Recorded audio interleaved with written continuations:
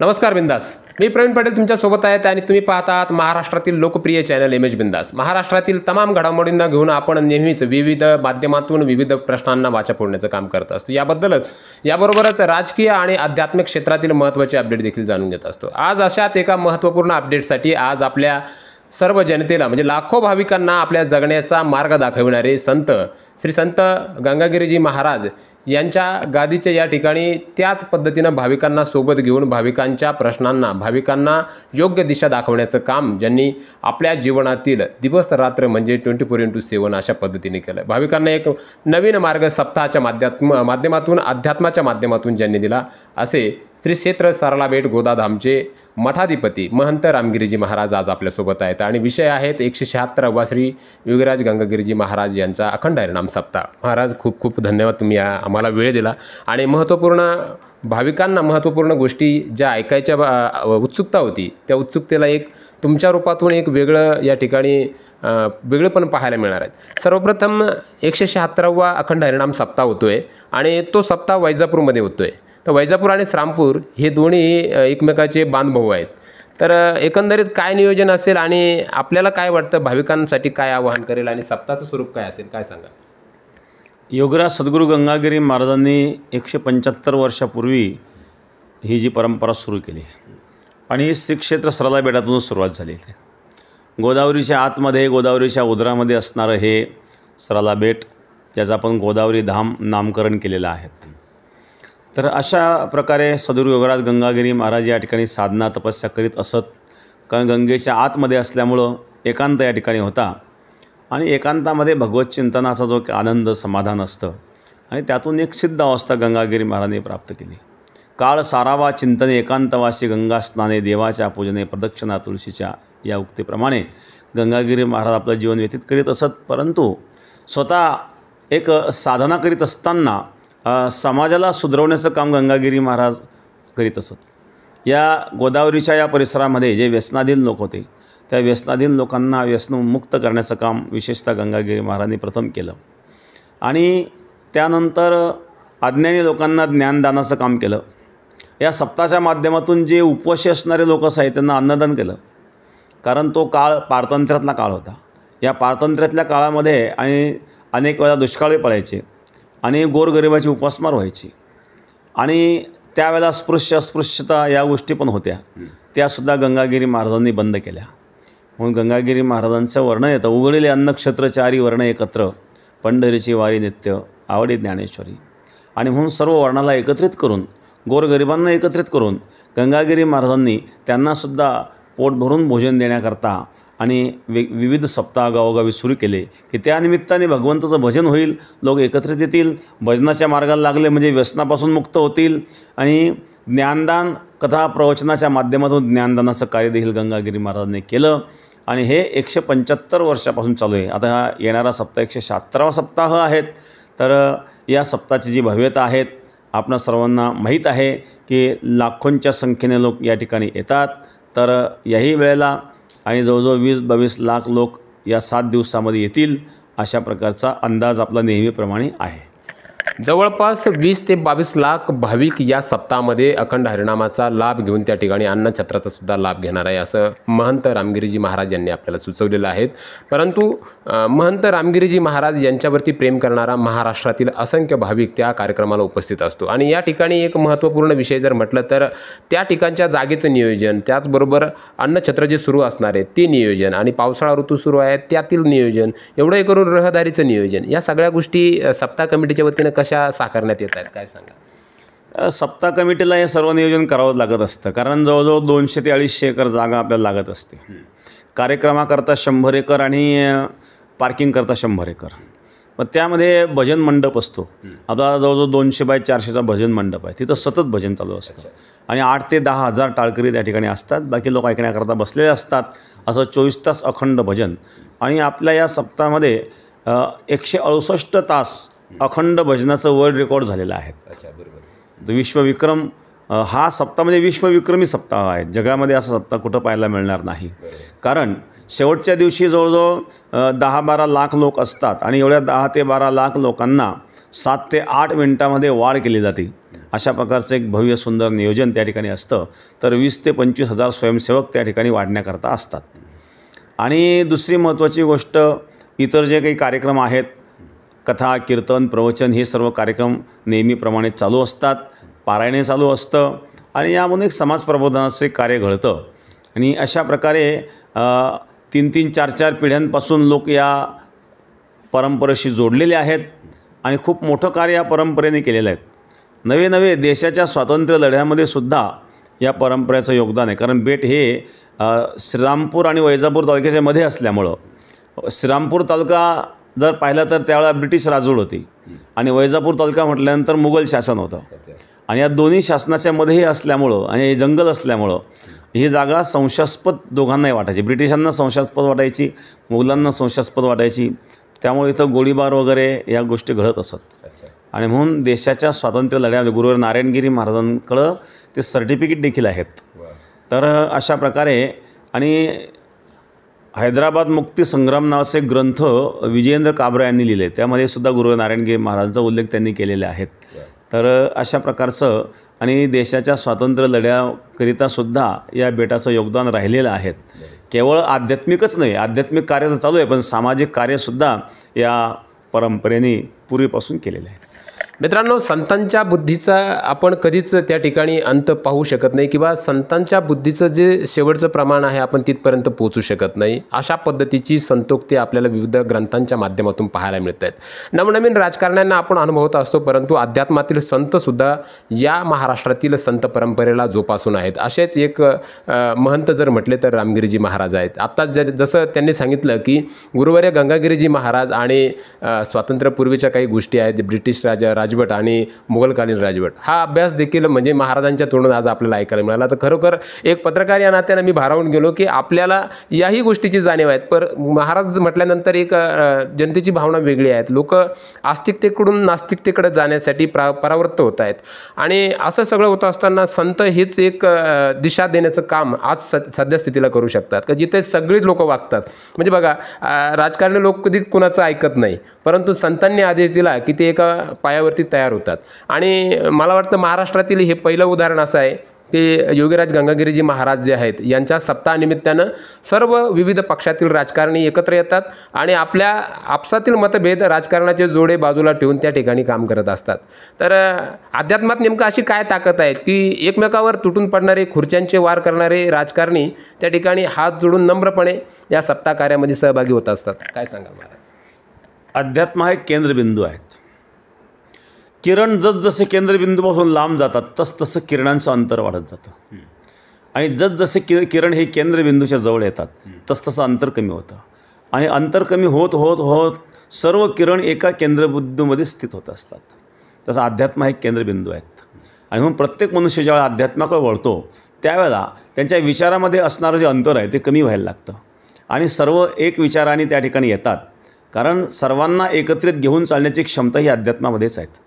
अनुकूलता, प्रतिकूलता या गोष्टी जीवनामध्ये चालू असतात, पण या अनुकूल प्रतिकूल परिस्थितीवर सुद्धा मात करण्याची क्षमता आणि ही अध्यात्मामध्ये असते. म्हणून अध्यात्म हा सर्वांना जोडून ठेवण्याचा एक दुवा आहेत. आणि म्हणून या अध्यात्माच्या माध्यमातून साधू संतांनी जे कार्य केलेलं आहेत, सामाजिक कार्य केलेलं आहेत, आध्यात्मिक कार्य केलेलं आहेत आणि लोकांना सक्षम बनवण्याचं कार्य केलेलं आहेत. कारण शेवटी राजकारणामध्ये आणि कुठंतरी स्वार्थ असतो आणि त्या स्वार्थापोटी कदाचित एकमेकाचे आणि मतभिन्नतामध्ये असू शकते. पण जरी मतभिन्नता असली तरी आणि त्यांचाही उद्देश एक समाजसेवा हाच असतो, पण समाजसेवा निष्काम भावनेने कशी करावी अशा प्रकारची दिशा देणारं हे अध्यात्म असतं. आणि म्हणून अध्यात्माला सर्व मानतात आणि अध्यात्माच्या ठिकाणी सर्व एकत्रित येतात. कारण त्यातून एक समाधानही मिळतं आणि त्यातून एक चांगल्या प्रकारचा एक मार्ग निघतो आणि मनामध्ये असणारा आहे जो काही दुजाभाव नष्ट होतो, द्वेषभाव नष्ट होतो आणि मग हा एक लाभ अध्यात्माचा निश्चित होतो. एक स्वार्थाचा विषय आला महाराज, की भाविक जसं आहे की एक रोजंदारीसाठी तो आणि त्याची पत्नीला घेऊन तो कामाला जात असतो, दररोजचा विषय आहे. असे लाखो भाविक, जसं तुम्ही आता सांगितलं की 20 ते 22 लाख भाविक 7 ते 8 दिवस त्या ठिकाणी राहणार आहेत आणि अद्यापही काही काम चालू आहेत तिथे सप्ताहाच्या नियोजनामध्ये. तर लोक सांगतात की नास्तिकता वाढते आणि अध्यात्मापासून लोक बाजूला जात आहेत. अशी अवस्था होत असताना सुद्धा 20 ते 22 लाख भाविक या सप्ताहाचा आनंद घेणार आहेत. नेमकं रोजंदारीशिवाय म्हणजे जिथं आपण मिळकत मिळत असेल तरच काहीतरी काम करायचं आणि निस्वार्थ येथून पूर्ण भाविक त्या ठिकाणी तन्मन धनानं त्या सप्ताहामध्ये सहभाग घेणार आहेत. अशा भाविकांसाठी काय सांगाल तुम्ही? नेमकं भाविकांच्याबद्दल काय बोला? निस्वार्थ भावनेने जे कार्य केलं जातं त्यामध्ये एक समाधान असतं. संसारामध्ये नेमकं ते नाही आहेत. संसारात सगळं आहे पण ते समाधान मिळत नाही.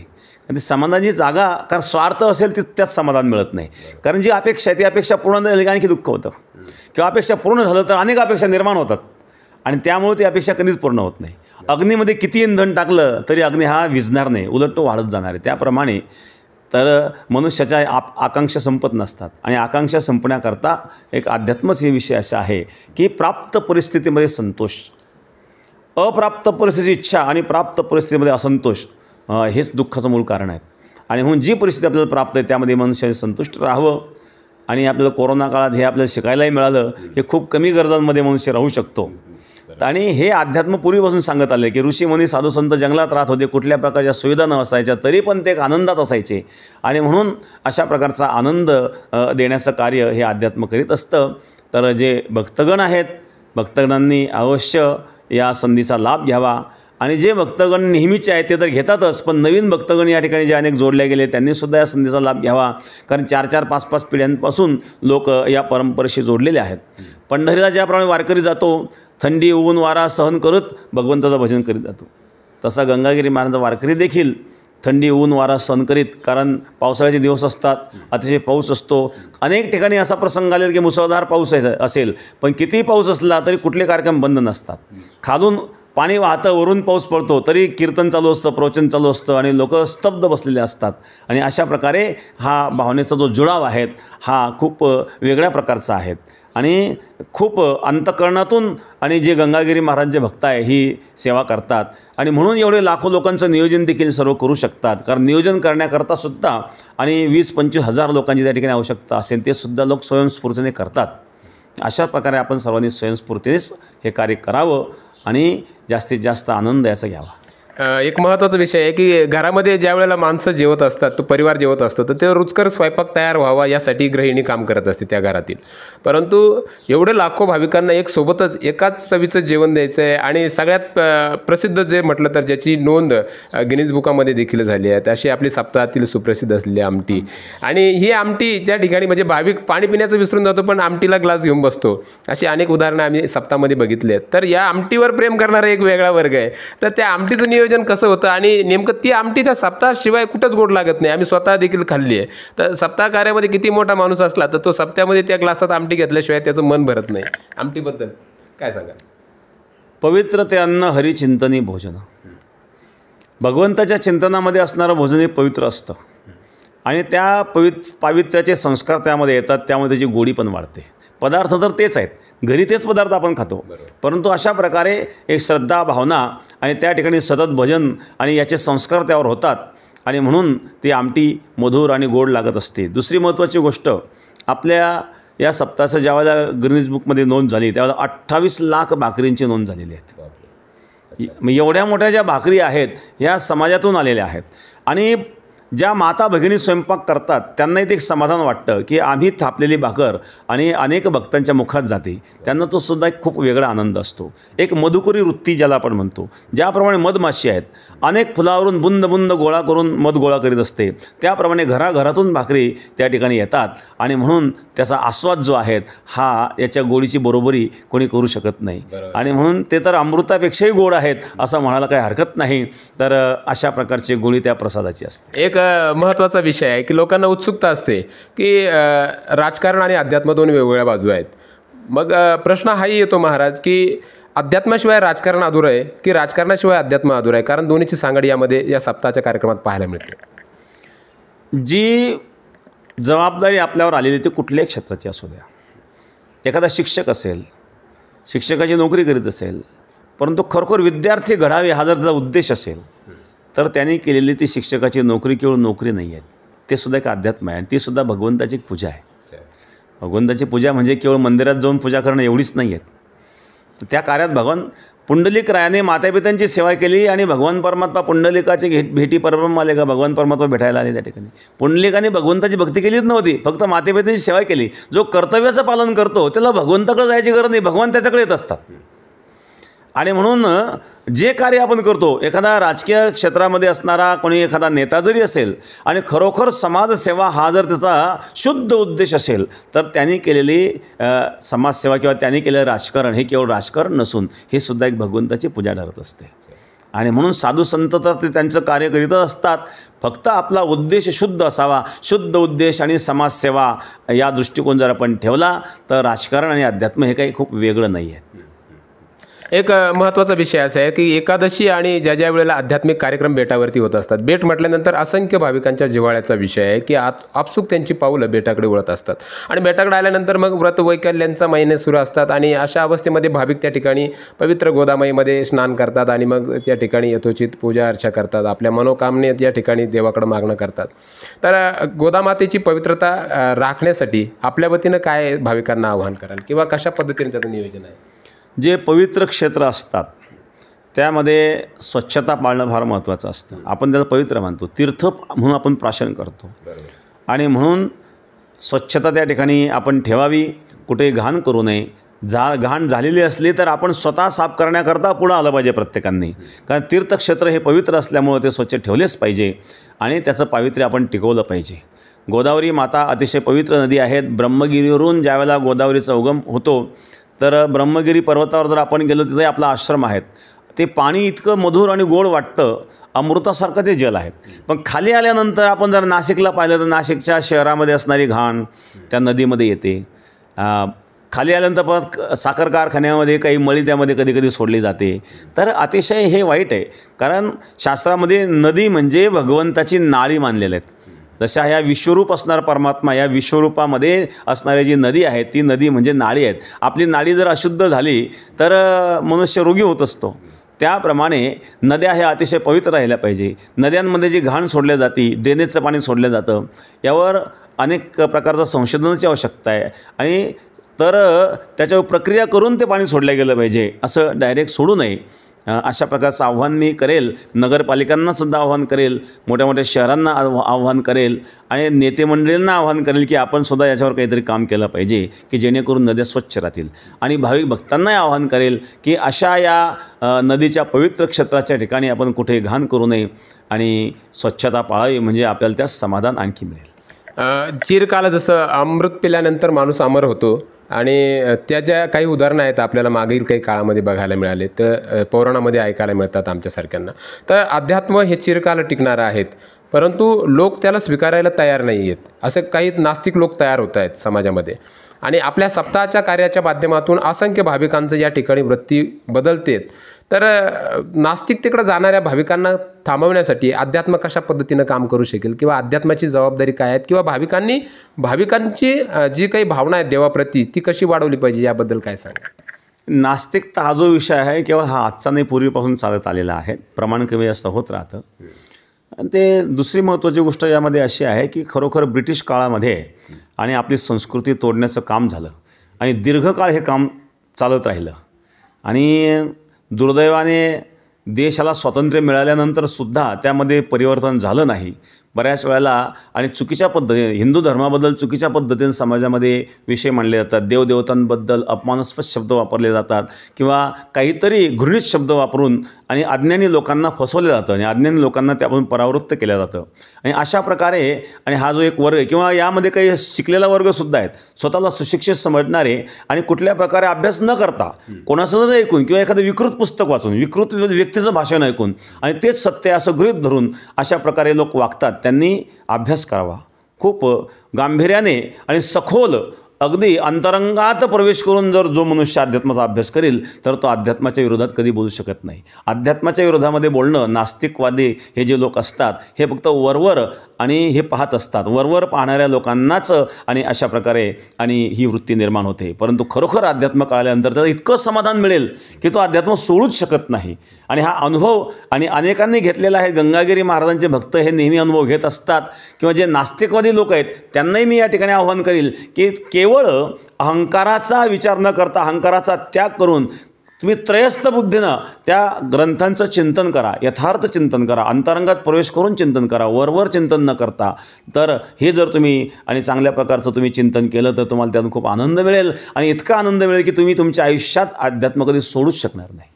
एक महत्त्वाची गोष्ट पाहायला मिळाली महाराज आपल्या दैनंदिन जीवनशैलीमधून की जसं संतांना, जसं आईला आपले मुलं दोन्ही सारखे असतात, लहान मोठा कोणी नसतो, तसं प्रत्येक भाविकांनी तुम्हाला ज्या ज्या ठिकाणी निमंत्रित केलं की महाराजांची सेवा या ठिकाणी पूजन सेवा आपल्याला व्हावी, तर तो मोठा असेल तरी तुम्ही त्याकडे जातात, लहान असेल तरी त्याकडे जातात, अगदी गरीबातला गरीब असेल तरी त्याच्या कुटियामध्ये तुम्ही जातात. अशी अनेक उदाहरणं मी बघितली आहेत, ऐकली आहेत.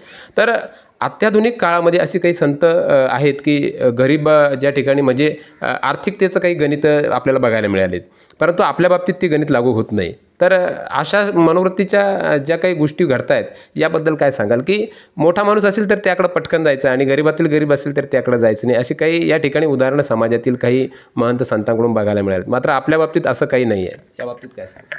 नाही, असं गोष्ट करू नये. साधू संतांनी सर्वस्वाचा त्याग केलेला आहे आणि आर्थिक विषय जो आहेत की जे समाजाकरता करायचं आहे आणि समाजाकडून करून घ्यायचं आहे हे समाजालाही कळतं. आज बेटामध्ये जो आपण या 12-13 वर्षामध्ये विकास पाहिला, आजपर्यंत आम्ही कुठेही कीर्तनाची दक्षिणा मागितली नाही. मागण्याची आवश्यकता नाही, समाजाला ते कळत आहेत. न मागता अपेक्षेपेक्षाही जास्त समाज देतो. फक्त विश्वासार्हता आपण निर्माण करावी लागते. हे विश्वासार्हता एकदा निर्माण झाल्याच्या नंतर ज्या व्यक्तीने 10 रुपये दिले, समाधान त्याला मिळालं तर तो उद्या 100 देईल आणि त्याला वाटलं की आपले 100 रुपयाचा सदुपयोग होते, उद्या तो 1000 देईल. मागण्याची काय आवश्यकता नाही आहे. आणि म्हणून अशा प्रकारे सर्वांनीच संत महापुरुषांनी हे करावं आणि आपल्याला जे कार्यकर्ते समाजाकरता करायचं आहे आणि समाजाकडूनच करून घ्यायचं आहे. समाज करतो, समाजाला योग्य माणसं मिळत नाही, देणारे खूप आहेत, परंतु आपण दिलेल्या धनाचा सदुपयोग व्हावा ही त्या देणाऱ्याची अपेक्षा असते. त्यांना जर सदुपयोग झालेलं दिसलं तर ते कधी कमी करीत नाही. म्हणून कोणीही साधू संतांनी अशा प्रकारचे विचार कधी करू नये. एक शेवटी जाता जाता एक महत्त्वपूर्ण प्रश्न, संसारामध्ये विविध पद्धतीची कलह, वेगवेगळ्या कलहांना नागरिकांना माणसाला सामोरं जावं लागतं आणि बेटाच्या वतीनं सप्ताहाच्या माध्यमातून असंख्य भाविकांची मनं परावृत्तीत करण्याची कामं झालेली आहेत, ज्यामध्ये कीर्तन असेल, प्रवचन असेल, तुम्ही जसं सांगितलं आता भजन असेल, असा अथांग भक्तीचा सागर आपल्या माध्यमातून या ठिकाणी सुरू आहेत. मात्र या पलीकडेही अजून समाज प्रबोधित व्हावा आणि अध्यात्माकडे वळावा यासाठी बेटाच्या वतीनं कुठली महत्त्वाची पावलं उचलली जाईल का आगामी काळामध्ये?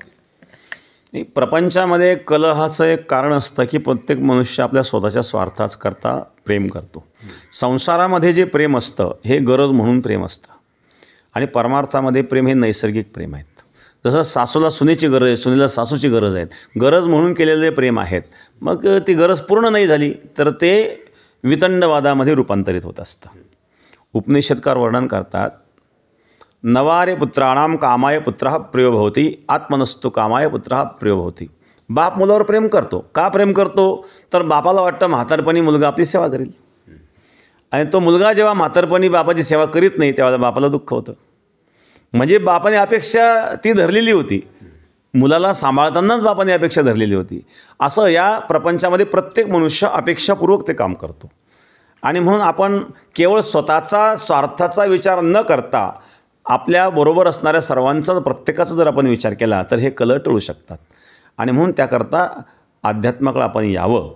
कथा प्रवचन आपण श्रवण केल्याच्या नंतर आणि अनेक गोष्टींचा उलगडा होतो आणि ते जर आपण आपल्या जीवनामध्ये उतरवलं तर निश्चित आपलं जीवन सुखी होत असतं. तर मित्रांनो, आपल्यासोबत आज या 176व्या अखंड हरिनाम सप्ताहानिमित्त सरळा बेटावरील सुरू असलेले विविध उपक्रम आणि याचबरोबर भाविकांसाठीच्या ज्या महत्त्वपूर्ण गोष्टी ज्याची तुम्ही उत्सुकतेने वाट बघत होता अशा विविध नाविन्यपूर्ण गोष्टींना महाराजांकडून या ठिकाणी अतिशय प्रमाणबद्ध या त्यांच्या वाणीमधून आपल्याला जे नियोजन आहेत ती नियोजनाची कल्पकता आपल्याला मिळालेली आहे. तर आपल्या या कार्यक्रमाबद्दल आपल्याला काय वाटतं आणि विशेष म्हणजे 176वा योगीराज गंगागिरी महाराजांचा अखंड हरिनाम सप्ताह या ठिकाणी होतो आहे. तर या सप्ताह होत असताना आपल्याला ज्या काही महत्त्वाच्या खबरदाऱ्या आहेत त्या आपापल्या पद्धतीने घ्यायच्या आहेत आणि सप्ताहाला अधिक भव्य दिव्य रूप येईल कसं यासाठी सुद्धा आपल्याला प्रयत्न करायचे आहेत. महाराजांची जी काही अमृतवाणी आहेत या मुलाखतीमध्ये महाराजांनी जे काही गोष्टी आपल्यासोबत शेअर केल्या, ज्या काही सांगितल्या त्या अधिकाधिक भाविकांपर्यंत पोहोचवण्यासाठी, अध्यात्माच्या कार्याला हातभार लावण्यासाठी ही मुलाखत जास्तीत जास्त भाविकांपर्यंत पोहोचवा आणि अध्यात्माकडं, नास्तिकतेकडे जाणाऱ्या लोकांना अध्यात्माकडे आणण्यासाठी आपणही एक महत्त्वाचं महत्त्वाचं पाऊल यासाठी समाजाचं देणं म्हणून उचलावं अशी या ठिकाणी मुलाखतीच्या माध्यमातून मी प्रवीण पाटील आपल्याला या ठिकाणी आव्हान करतो. महाराजांच्या प्रतिक्रियांबद्दल आपल्याला काय वाटतं किंवा काही महत्त्वपूर्ण संकल्पना असतील, बेटाबद्दल असतील किंवा अध्यात्माबद्दल असतील तर त्या व्हिडिओच्या कमेंट बॉक्समध्ये मांडायला विसरू नका. पुढील मुलाखतीमध्ये आपण त्या महाराजांपर्यंत पोहोचवण्याचा नक्कीच प्रयत्न करू. महाराज आपण भाविकांना वेळ दिला, एम.एच. बिंदासला वेळ दिला, आपले खूप खूप आभार. मी प्रवीण पाटील रजा घेतो. पुन्हा भेटूया पुन्हा एकदा अशा नवीन व्यक्तिमत्वांसोबत, नवीन महान व्यक्तींसोबत, नवीन विषय घेऊन. पाहत राहा एम.एच. बिंदास न्यूज. धन्यवाद. जय